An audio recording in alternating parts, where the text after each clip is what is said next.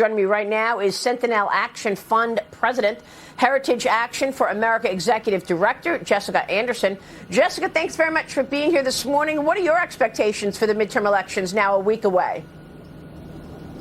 Good morning. It's great to be here as well. Well, I think Senator Cruz is right on the money when it looks at the potential in the House. We're estimating anywhere between 25 and 35 seats for Republicans to take over control.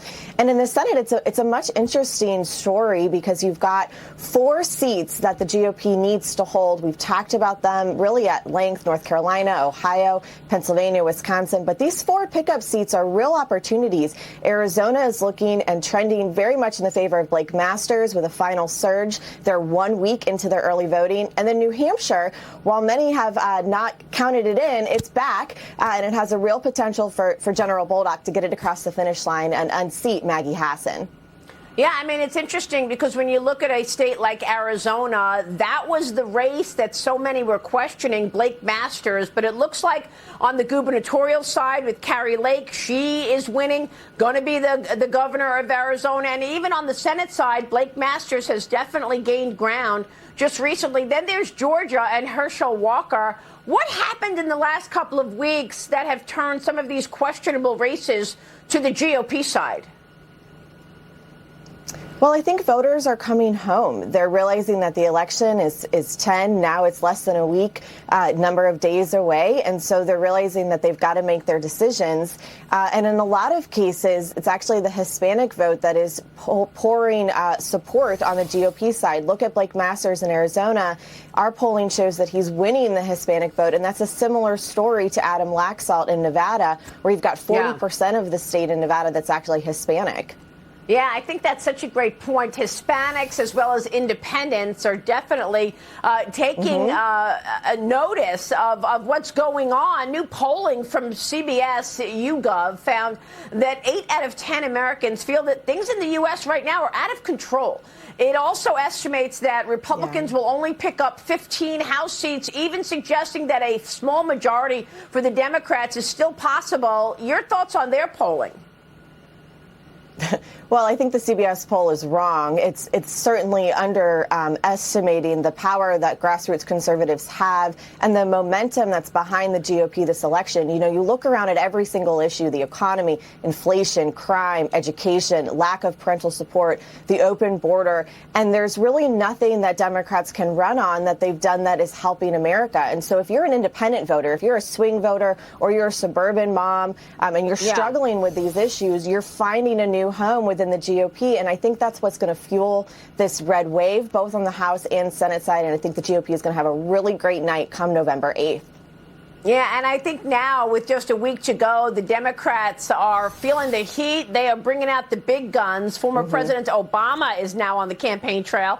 He was on the trail this weekend, stumping for Democrats in Detroit, Milwaukee, Atlanta. Even though Joe Biden spent the weekend in Delaware at his home.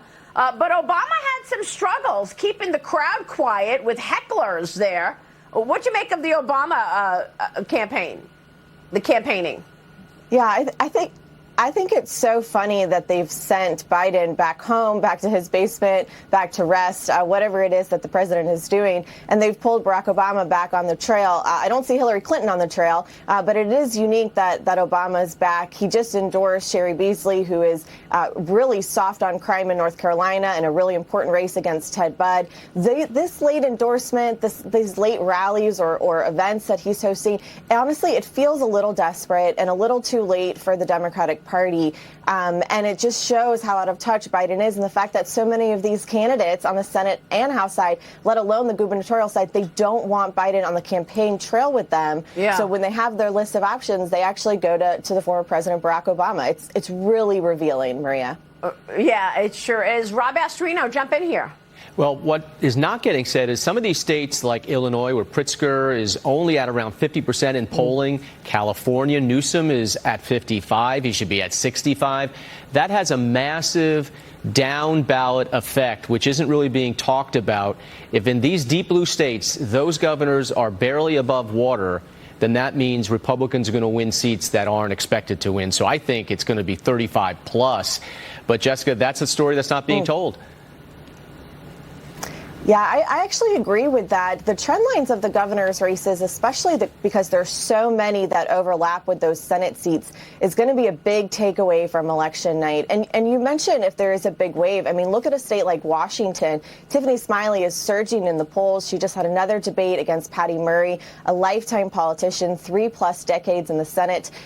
This is a really, really interesting race because Tiffany Smiley's got a ton of momentum. And remember, Washington votes almost exclusively by mail. And so the voters likely have already started actually sending in their ballots. And so the work that was done the last 3 weeks is actually hopefully what will put Tiffany across the finish line. But a state like Washington, if that breaks, or the Maine state legislature, look at the lawmakers and the attempt to flip the state House and Senate in Maine, those two places, I mean, we could be looking at significant changes up and down the ballot at the state level, the local level, and then, of course, the representation that's here in Washington. Yeah, it's a great point. Jessica, good to see you. Thanks very much for weighing in on all of that. Jessica Anderson joining us this morning.